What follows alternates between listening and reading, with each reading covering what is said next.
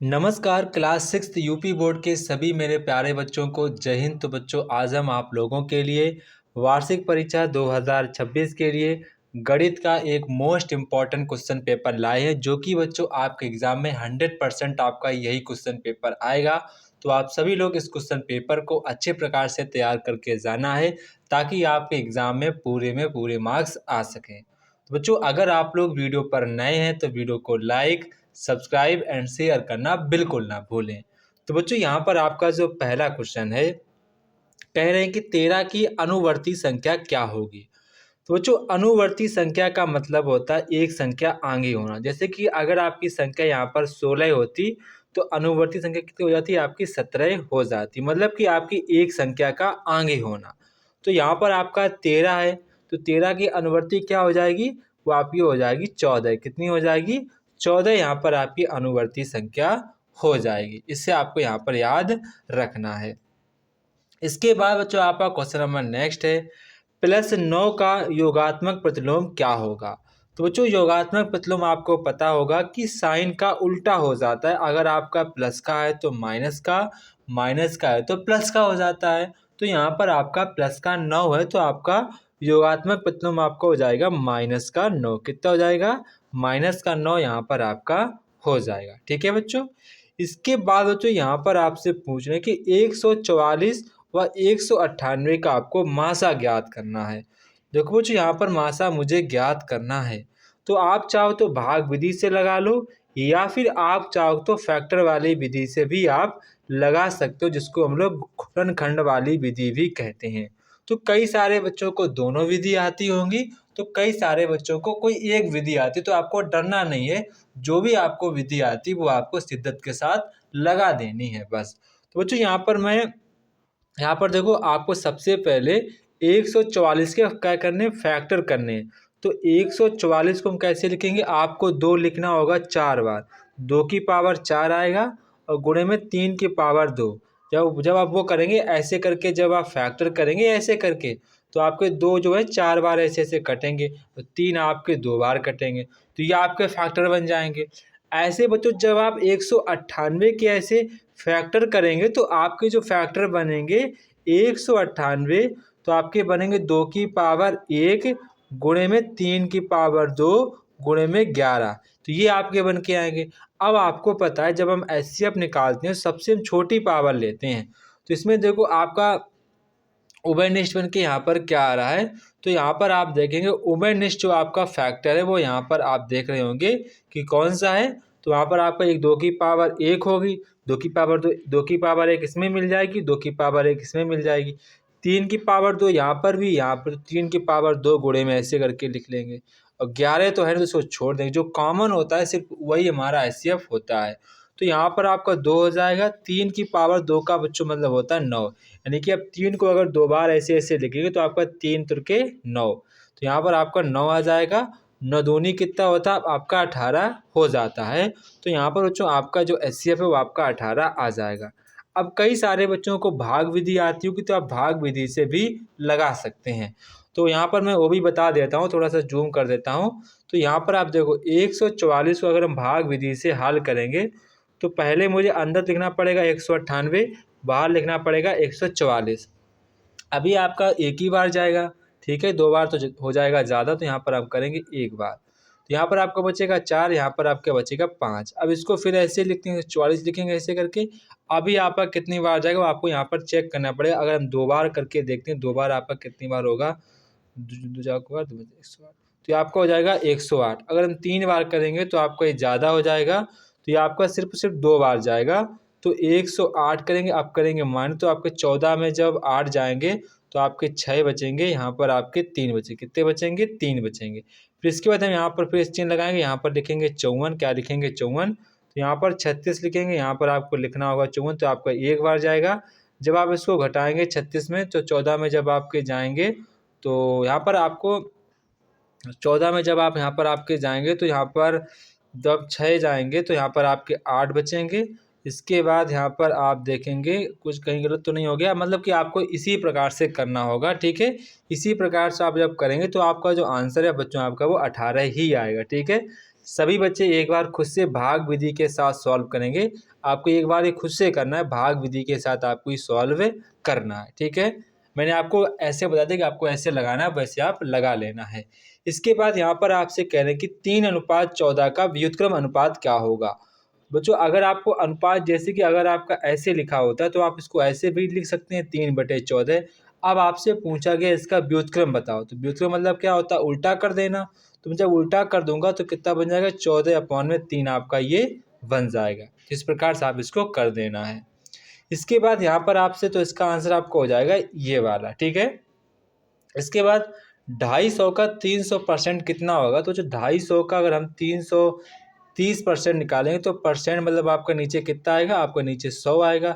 एक बिंदु से एक बिंदु ये कट जाएगी, एक बिंदु से बिंदु ये कटे। 25 यहाँ कितना होता है, तो आपका 25 यहाँ आपका 75 होता है। तो यहाँ पर आपको ऑप्शन नंबर सी वाला करेक्ट आंसर हो जाएगा, ठीक है।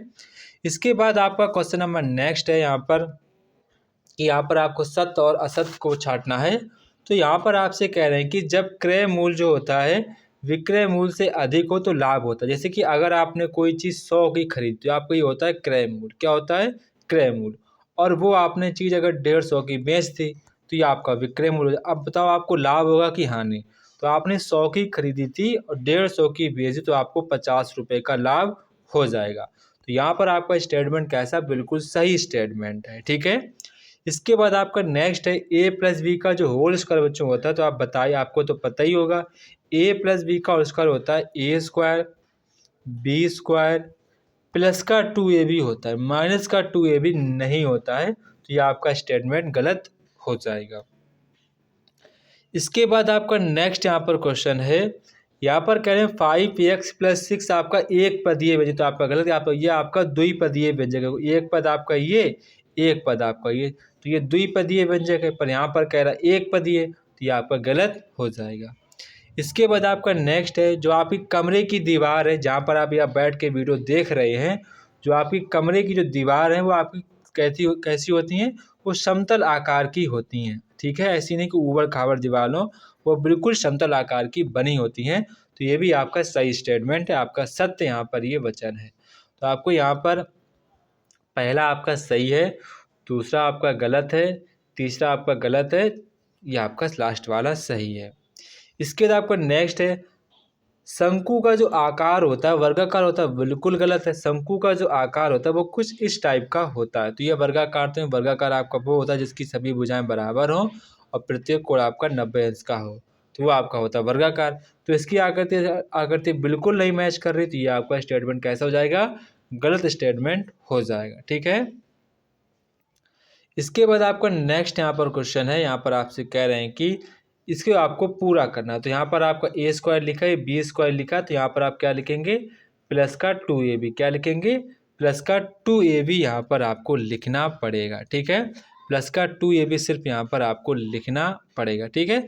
ये आपको याद रखना है कि a+b का होल स्क्वायर क्या होता है, a-b का होल स्क्वायर क्या होता है। ये आपको चीज़ें याद रखनी ताकि आपके एग्ज़ाम में आपका कोई भी क्वेश्चन गलत ना हो, ये आपको चीज़ याद रखनी है। इसके बाद आपका नेक्स्ट क्वेश्चन है, गोले का तल होता है। तो बच्चों गोले का तल कैसा होता है, गोले का तल आपका घुमावदार या वक्र, यहाँ पर लिखना वक्र, क्या लिखना है, वक्र या फिर आप घुमावदार होता है। समकोण का मान कितना होता है, समकोण का जो बच्चों आपका मान होता है वो आपका 90 अंश का होता है। कितना होता है, 90 अंश का होता है। अधिक कोण का संपूरक कोण होता है। तो अधिक कोण का जो आपका संपूरक कोण होता है, अधिक कोण का संपूरक कोण आपका कितने अंश का होता है वो यहाँ पर आपको बताना। तो बच्चों संपूरक कोण वे कोण होते हैं जिन दो कोणों का योगफल 180 अंश होता है। अगर जैसे आपका कोई दो कोण है, उनका अगर योगफल आपका 180 अंश है तो वो कोण आपके संपूरक कोण कहलाते हैं। तो अधिक कोण 90 से बड़ा होगा, इसलिए इसका संपूरक कोण 90 से छोटा होगा। कैसा होगा, 90 से आपका छोटा इसका संपूरक कोण हो जाएगा। विक्रय मूल्य बराबर क्या होता है बच्चों, विक्रय मूल्य बराबर होता है, आपको पता होना चाहिए, विक्रय मूल्य बराबर होता है यहाँ पर लाभ प्लस क्रय मूल्य। क्या होगा, लाभ प्लस क्रय मूल्य यहाँ पर आपका हो जाएगा। इसके बाद बच्चों यहाँ पर आपको लासा निकालना है। तो लासा आपको ऐसे निकालना है, 5 10 15 ऐसे करके आपको लकीर खींचनी। फिर आपको 2 से काटना है तो यहाँ पर आपका 5 बार कटेगा, 15 कटेगा। फिर आपको 3 से काटना है तो 5 बार जाएगा। फिर आपको 30 करना है, फिर आपको गुणा करना, 3 दूनी 6 6 पंचे 30, तो आपका लासा 30 है। कितना जाएगा? 30 आपका लासा आ जाएगा। ऐसे बच्चों आप लोग इसको अभी सॉल्व करो, ठीक है। अभी इसको सॉल्व करो और मुझे इसका आंसर कमेंट बॉक्स में कमेंट करके बताओ। जिसका आंसर सही होगा मैं उस बच्चे के आंसर को नाम के सहित पिन करूंगा, उसका नाम भी पिन करूंगा और उसके आंसर को पिन कर दूंगा, ठीक है। इसके बाद आपका नेक्स्ट बच्चों यहाँ पर है कि आपको अनुपात में चेंज करना है। बच्चों अनुपात में आपको बात ध्यान रखनी, राशियां इसमें आपको समान रखनी होती, तभी आप अनुपात में चेंज कर पाएंगे। जैसे कि यहाँ पर आपकी कोई राशि नहीं है तो इसको आप ऐसे लिखो 18/90 और काट दो इसको। 9 दूनी 18, 9 एकन 9 और 10। अब काट दो, 2 एकन 2 तो 25, तो आपका 1 अनुपात आपका 5 कितना जाएगा? 1 अनुपात 5। लेकिन बच्चों यहाँ पर आप देखेंगे ये आपका किलोग्राम है, ये आपका ग्राम है, तो इसको आपको बदलना पड़ेगा, काय बदलना पड़ेगा? ग्राम में। तो 5000 ग्राम का आपको 650 ग्राम के साथ अनुपात निकालना होगा, ठीक है। इसको आप निकाल सकते हैं।